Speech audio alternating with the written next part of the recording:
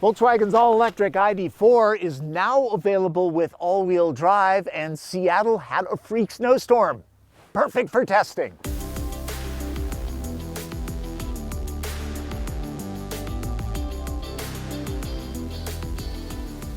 Volkswagen is transitioning from gas and diesel powertrains to become a major force in electric vehicles. In the US, its ID.4 is the only model we get. For now, refined, roomy, and useful, the marketing people have been pushing the rear-drive vehicle as a crossover. I see a large hatchback. This might convince buyers to take the SUV description more seriously, and all-wheel drive might pull some owners of gas engine vehicles into the EV world. Adding a 107 horsepower asynchronous electric motor with 119 pound-feet of torque to the front axle adds some zip and traction, as I'll soon demonstrate. There are some parallels when it comes to outfitting all-wheel drive to both EVs and internal combustion engine powertrains. It ups the cost, in this case, by around $3,700. It adds weight, some 200 pounds in this case, and it reduces efficiency. But the ID.4 only loses about 10 miles of total range. That's not bad. It helps that the front motor can essentially freewheel until traction is needed. Much of the ID.4's powertrain is the same. The 201 horsepower permanent magnet synchronous rear motor with 229 pound-feet of torque features a hairpin winding method found on Porsche Taycan. Total system power is 295 horsepower and 339 pound-feet of torque. The floor-mounted lithium-ion battery's usable capacity of 77 kilowatt-hours remains the same. The ground clearance is upped by 0.7 of an inch to 6.8. Frunk lovers, you are denied. VW chose to put that space in the cabin, and frankly, it's more useful more often there. ID.4 is nearly 5 inches shorter than Tiguan, with about the same interior space. Butts hitting seats turns the ID on. There is a power button if that makes you feel more comfortable. There's no transmission. The unusual selector has a more aggressive regenerative braking setting. Check out the theatrics at the base of the windshield. All-wheel drive models tow an additional 500 pounds or 2,700 lbs's, and there are drive modes. All-wheel drive models get an extra one, traction. That makes sense. Adding all-wheel drive to a gasoline-powered car adds weight and complexity. Do it to an EV, and there's an extra motor, which means more power. The all-wheel drive version of the ID.4 is significantly quicker than the rear-drive model. It shaves a couple seconds off the 0 to 60 time. This reaches that benchmark in 5.5 seconds, and it feels faster than it is. And true, this is not the quickest EV out there, but I'm guessing that ID.4 owners are not going to be street racing. Call me crazy. A solid power band means drivers won't tremble in fear when passing on 2-lane roads. The standard model never gave me a true rear-wheel drive dynamic. With all-wheel drive, the hairs on the back of my neck sense a more planted and secure experience, though it is subtle. Steering weight is about perfect, and there's actually some road feel coming up through the steering wheel. For a mainstream vehicle, ID.4 is pretty fun to drive. And no, it doesn't have GTI chops. It's not meant to, but it is pretty fun. And batteries in the floor mean a lower center of gravity. Always a win. There's brake-based torque vectoring. Remember that batteries are heavy, and Pro S, which is the porkiest ID.4, tips the scales at around 4,900 pounds. It doesn't feel that hefty unless pushed really hard into corners or when riding over rough pavement, which causes it to bounce slightly. One thing I'll say about the ID.4, visibility is great, and not just for an EV, for any car. Lots of glass. This is a very quiet car with no synthetic sound during hard acceleration to speak of. The slight wind noise at highway speeds is very smooth. ID.4 does have a super tight turning radius, even though all-wheel drive adds 5 feet to that. If you do a lot of urban attack driving, this could be the vehicle for you. It's kind of a game changer. Volkswagen's standard suite of active electronic safety tech is called IQ Drive. The lane keeping and adaptive cruise control are exceptionally well done with a very secure feeling.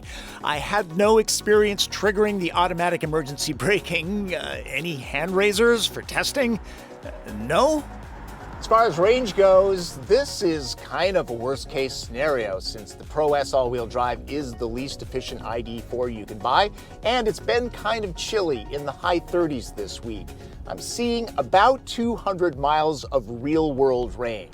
That leaves around 10 miles or so of cushion, which I'm comfortable with. That might make some nervous.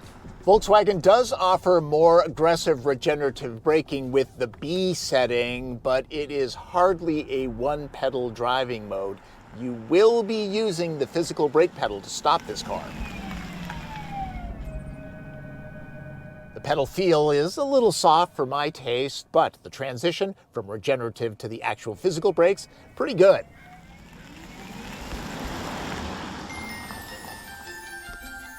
Seattle doesn't get snow very often, so this is perfect timing. We got about 6 inches. Now, the difference between what we get in the Pacific Northwest and what you might see in the Midwest is that here, there's often an underlying sheet of very thin, very slippery ice. The tires are all-season Bridgestone lenses made for crossovers.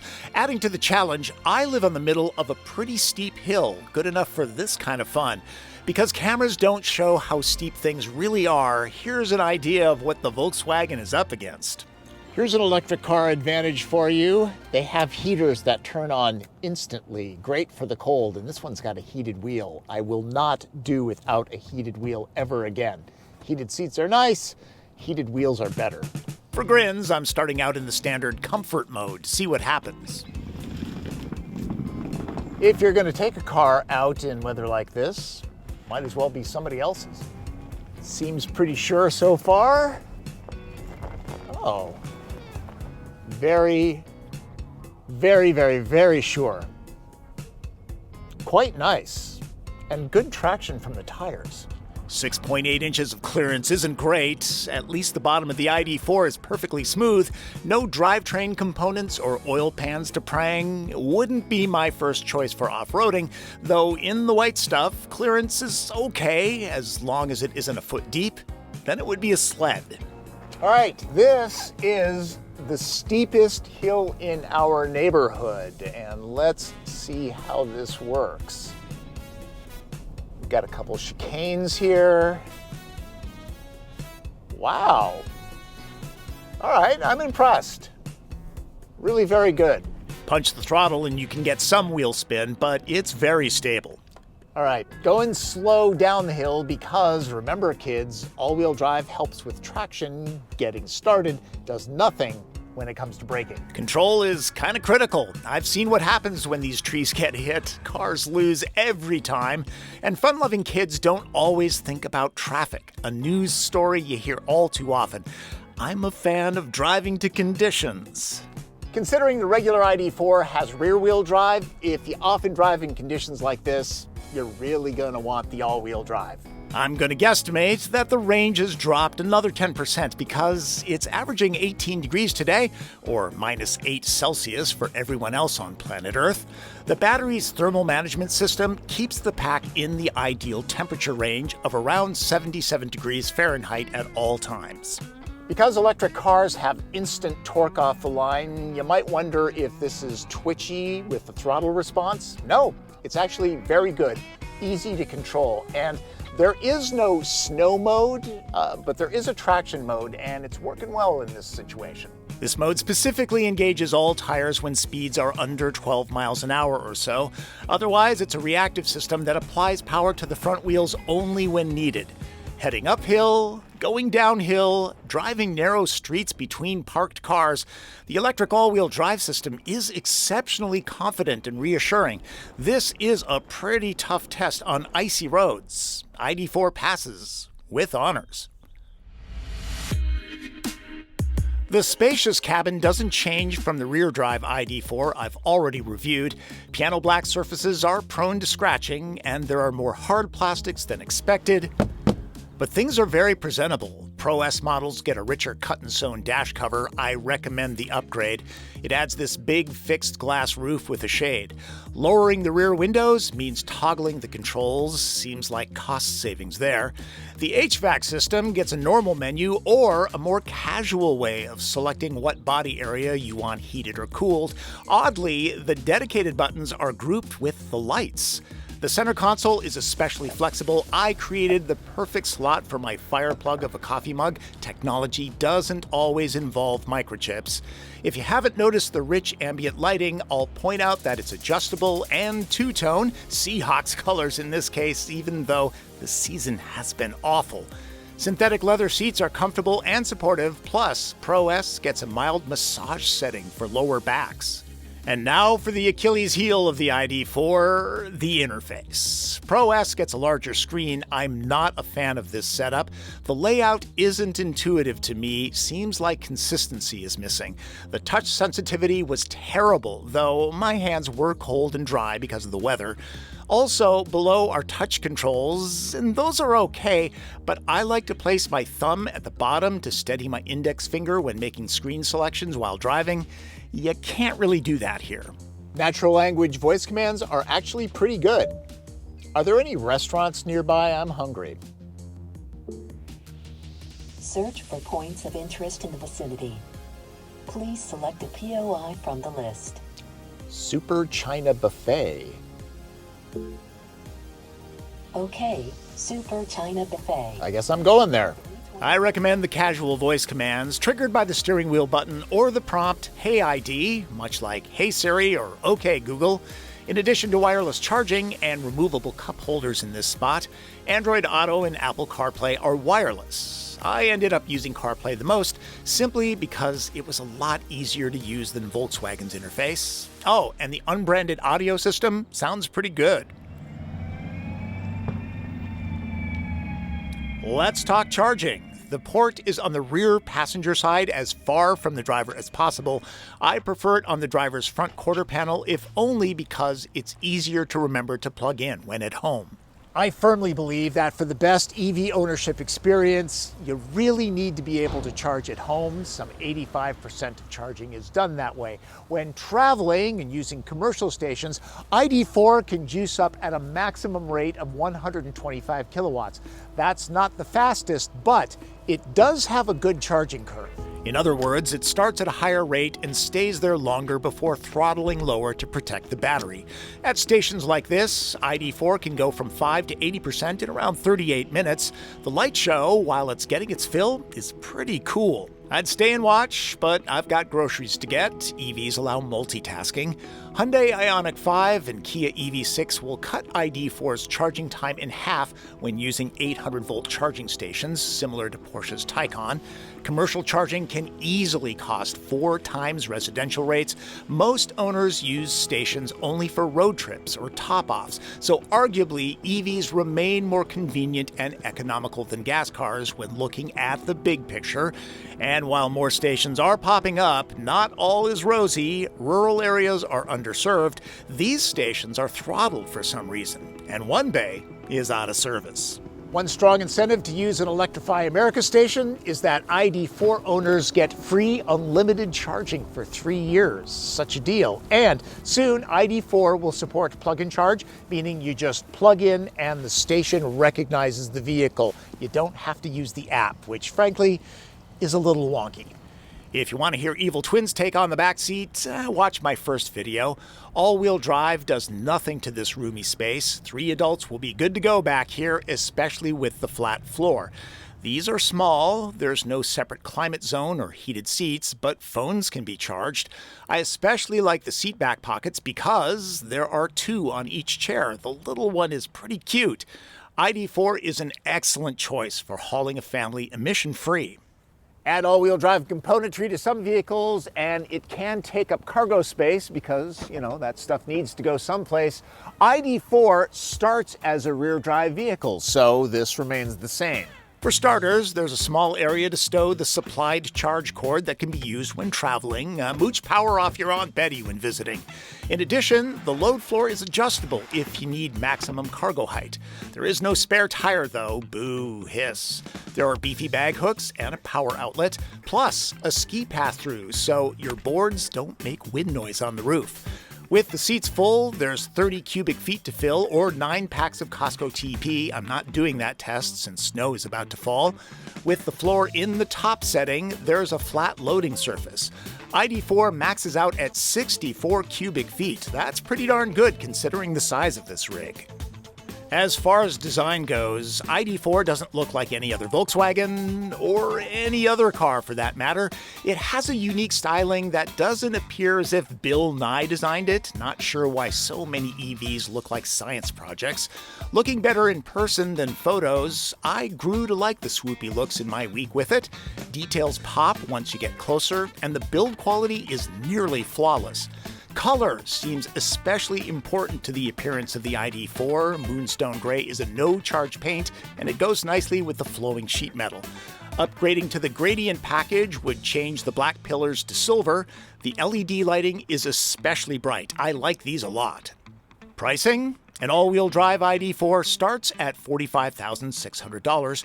As tested, the Pro S just crests $50,000. That's with shipping and before the $7,500 federal tax credit or any incentives that your state offers. A Tesla Model Y long range retails for $10,000 more and is not eligible for Uncle Sam's offer any longer. In the real world, the Tesla does go some 50 miles farther on a charge, so there's that. A Mustang Mach-E all-wheel drive premium is priced some $7,000 over the V-Dub and goes around 30 miles farther. There, you're armed with some information. Let's wrap this up. It's red light, green light time. Green light. ID.4 is a quiet, comfortable, and roomy EV. All-wheel drive adds a little extra stability in good conditions and a lot of confidence in bad ones. A range loss of only 10 to 11 miles with the significantly more powerful all-wheel drive system is a win. For a mainstream vehicle, ID.4 is enjoyable to drive with a killer turning radius. It's a good value for an EV, especially with tax credits. Yellow lights? Free Electrify America access for 3 years is great. ID.4's commercial charging speed is not the best in class. The interior looks pretty good if you go with the Pro S model. All-wheel drive sure helps in awful conditions, but ground clearance just under 7 inches keep it from being a confident off-roader. Red light, the user interface, which can be updated over the air. It just doesn't work for me unless using the voice commands. The perception that 240 miles of range isn't enough, for most it is, but I bring this up because Electrify America stations have a reputation for being out of order or throttled. However, there are other charging networks to fall back on. Potential buyers should hop on the internet, map the routes that they'd normally take on road trips, and check out the infrastructure for a week or two to see how often those stations are used, or if they're out of service often. You can do all of that on the web before buying the car. And the EPA says most owners will save more than $1,000 a year on fuel costs over a gas crossover, and that's without the free charging. There are a lot of small details that add up to make the ID.4 a really good electric vehicle. You should really check it out. Though, keep in mind, in 2022, there are a lot of mainstream EVs coming to market, so look at those. But if you haven't driven an electric vehicle, you really need to. They're loads of fun. I'm a big fan of EVs. Still, they're not for everyone, but Volkswagen's effort should be on the test drive list if ditching trips to the gas station amps you up. And now that ID.4 is available with all-wheel drive, it's a choice for all seasons. I forgot to mention that ID.4 will be built in Chattanooga, Tennessee. Chattanooga, quite possibly the most fun city name to pronounce. Also thought Minneapolis was a clever play on words, too. Some of these videos are easier to produce than others. This one vexed me. There were all sorts of technical issues like audio. This is perfect timing, about 6 inches. But the difference between My GoPro got set to stabilization mode for some reason, which makes it look like I'm on a boat. It was sunny, it was rainy, it was sunny, it was rainy, changing every 15 minutes. That was frustrating. Trying to shoot at the charging station with the sun going down meant, of course, attracting the only leaf blower within a 5-mile radius. Because that's what happens under time constrictions. And of course, the ice and snow, which is great for testing, but a serious hassle for shooting. It's like standing on a skating rink. My son Sean did the driving duties both days so I could shoot exterior running footage. So thanks to him.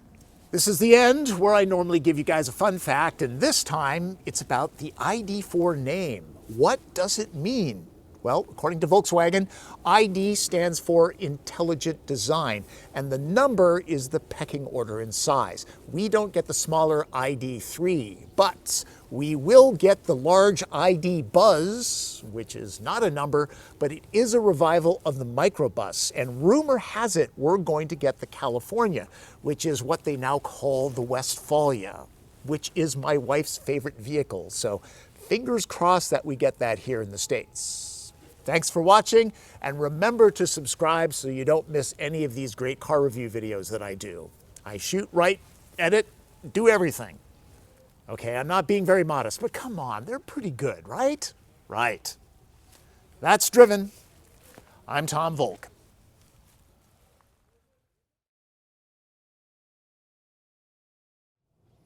ID.4 has a pretty good natural language voice command system.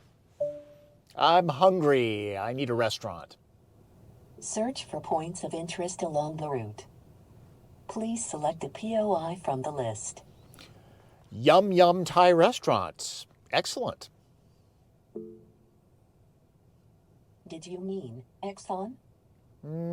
Okay, maybe not quite there.